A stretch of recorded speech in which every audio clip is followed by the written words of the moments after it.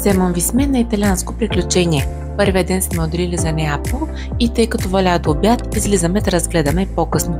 Намираме се на пияца Дел Плебешито, който е заобиколен от катедрала, дворец и две други сгради. Базиликата Сан Франческо е много красива, входът е безплатен, не я пропускайте. Отляво е кралският дворец на Неапол от 17 век, състоящ се от кралски апартамент, Параклис, придворен театър, салата на Херкулес и други. Тук ви показвам, че отвъд историческите места има доста бедност и мизерия, които не подхождат на красив европейски град. Продължаваме разходката си в Неапол. Има доста трафик, а красивите сгради са из целия град.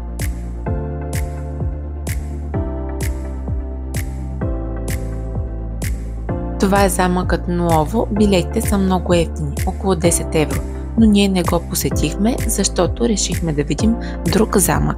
Това е кралският дворец в Казерта, който се намира на около 30 км от Неапол.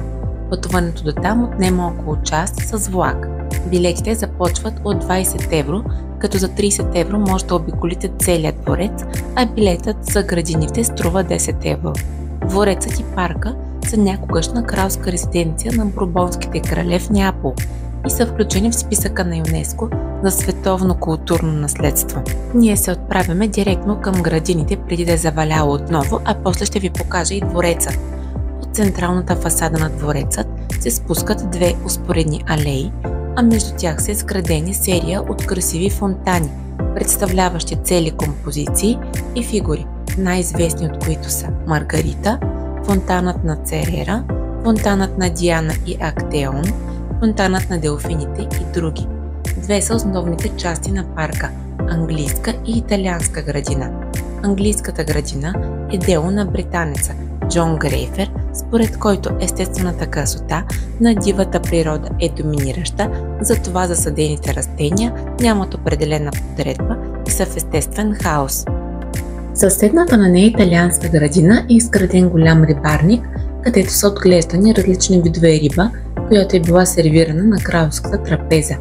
Редица холивудски филмови компании са избирали двореца Казерта за снимачна площадка, като са заснети немалко сцени във вътрешността му, сред които първа и втора част на Междузвездни войни, Мисията невъзможна 3, където сцените са уж от Ватикана, както и Ангели и демони от поредицата Шифърът на Леонардо. Разходката в градината ни отне над час, но определено си заслужаваше, като крайната ни цел беше този красив водопад. На връщане към двореца решихме да снемем транспорт, за да не губим време и да успеем да разгледаме отвътре максимално.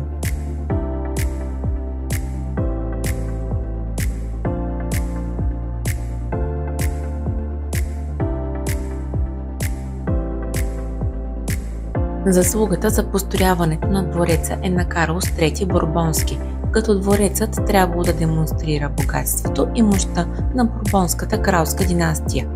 Замислена като достоен съперник на френският Версай и испанският Ескориал. По ирония на съдбата, Карлос не успява да се наслади на величието на дворецът, защото абдикира и се оттегля в Испания, а дворецът е завършен от неговият трети син Фердинанд. Замислен като триумф на италианския барок, дворецът се превръща в една от най-известните творби на Луиджи Ванвители. Посетителите му днес остават очаровани от красотата на неговият интериор и екстериор. Площта му е над 120 хектара, като основната сграда се състои от 1200 стаи и 25 кралски апартамента.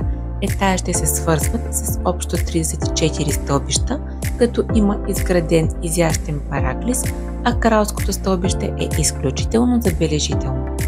Интериорът на галерията е организиран като серия от свързани помещения, в които са изложени безброй творби, изобразяващи сцени от ежедневният живот, военни сцени и портрети на членовете на династията Бурбон. Посетителите могат да видят и кралските покои, което прави досега с историята още по-въздействащо. По време на обиколката може да видите и личният асансьор на кралицата, задвижван от човешка сила, както и трите библиотеки, изобилстващи от литературни томове и научни четива. Стените на кралските апартаменти са облечени с фини копринени тапети. Те са произведени в близкото градче Сан Леучо, където е имало фабрика за коприна. И днес тези тапети се изработват по същата технология, по специална заявка. Насладете се и на останалите кадри от двореца.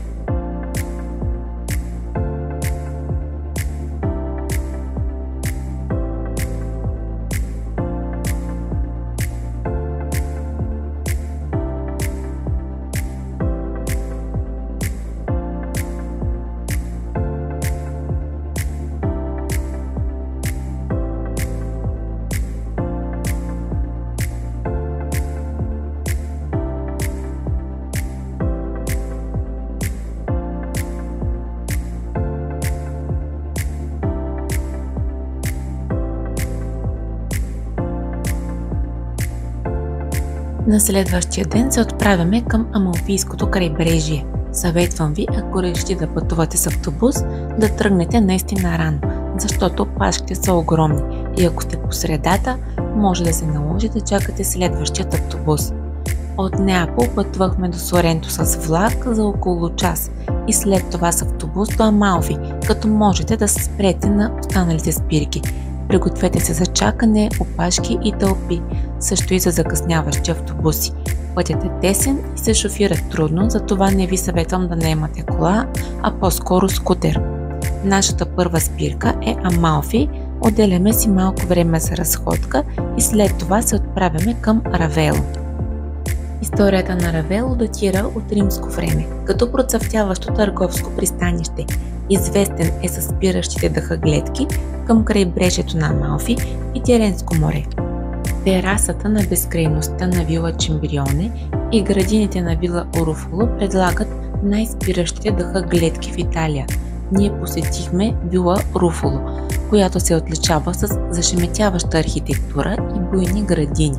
На известната тераса, надвесила се над залива, ежегодно се провежда музикалния фестивал на Равело. Основната сграда на вилата била собственост на фамилия Руфоло и се състои от сводест параклис и приемна, разделена от масивни колони, като от лявата страна има наблюдателна кула, издигаща се на 30 метра. Вляво е мавърският параклис, ограден с аркада от заострени арки. А сега ви оставям да се насладите на гледките.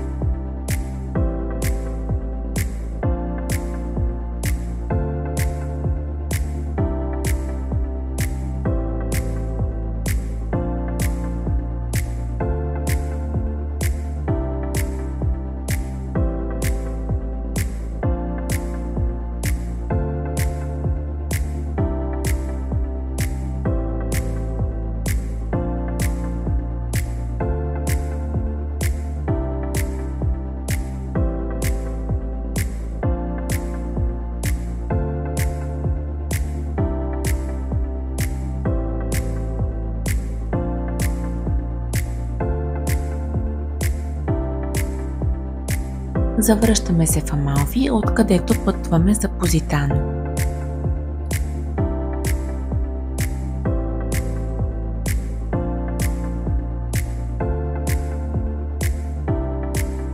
Позитано е най-западният град на Амалфийското крайбрежие. Той достига своят апогей в развитието между 15 и 17 век. Известен факт е, че Позитано започва да привлича туристи след статията на Джон Стайнбек Харпърс Базар, хипнотизиран от райската гледка и усещане за безвремие. От тогава някогашно притикнало рибарско селище привлича филмови звезди, музиканти, художници, кралски особи. Позитано е невероятно красив. Посетете главният плаж и се полюбувайте на гледките или се разходете с корабче наоколо. Зашеметяващата църква Санта Мария е една от забележителностите тук, но където и да отидете, има страхотна архитектура, градът е създаден за пешеходен трафик и е удоволствие да се движите нагоре-надолу из стълбите и алеите на града. Ние останахме, за да се полюбуваме на залеза. Следващия ден отделихме за остров Капри. Хванахме ферибот от Неапол и за час бяхме на острова. Капри е изключително живописен остров. Имайте предвид, че цените там са доста по-високи. Капри е класа и стил. Известен е като островът на любовта, като предлага изисканост и красота, която се усеща навсякъде. По магазините, гледките, ресторантите, хотелите, дворовете на къщи, където се редуват портокалови и маслинови дръвчета. Спираме на пристанището Марина Гранде и се отправяме към градините на Август. До там можете да стигнете с фуникуляр, но ние решаваме да си спестим чакането и да повървим 30 минути, докато се любуваме на уникалните гледки, катерейки се нагоре.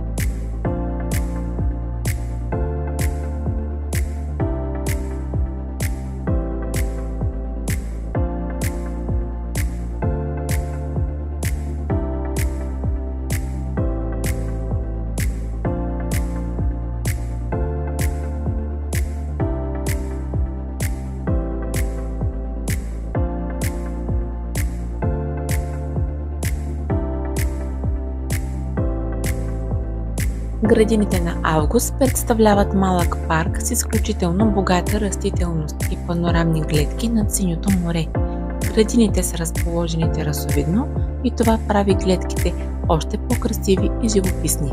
Имайки предвид, че в туристическият сезон между май и септември има големи тълпи от хора и ще почакате, за да си направите дори една снимка.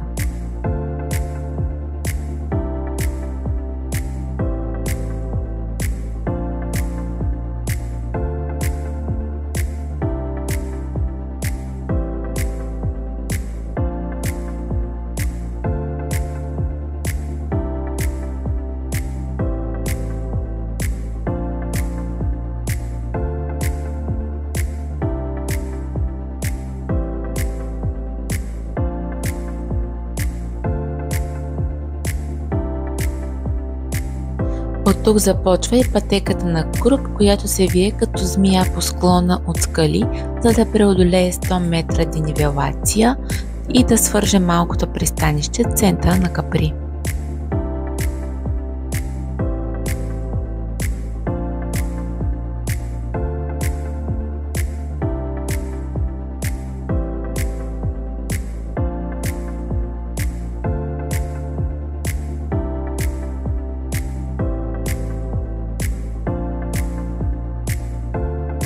От градините на Август може да си направите и снимка за спомен на фона на символа на Капри.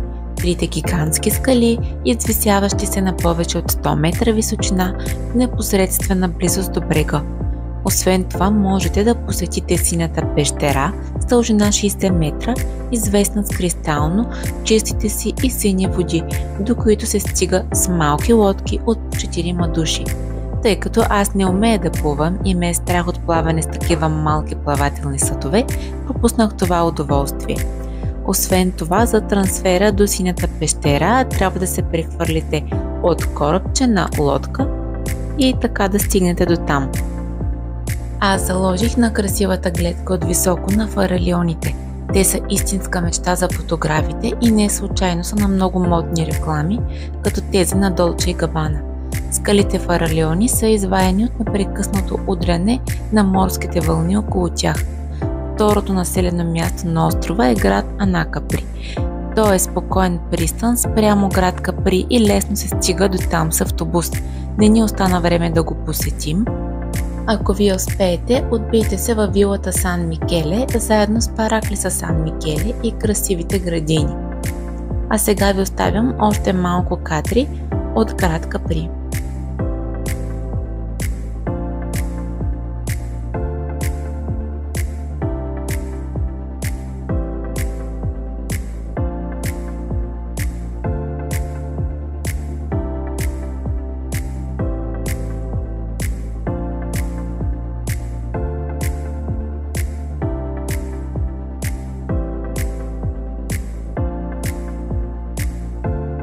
Денят ни на острова е към своят край, затова се отправяме към ферибота и се завръщаме в Неапол.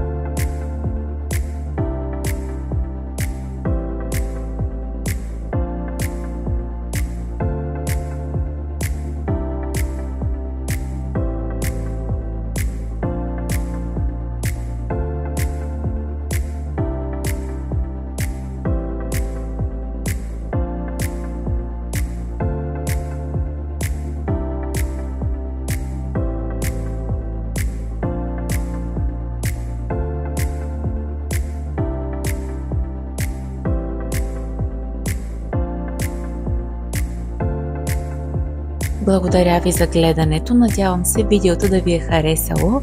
Споделете ми, посещавали ли сте тези места, също и дали бихте ги посетили и какво бихте допълнили към списъка от забележителности, които ви показах.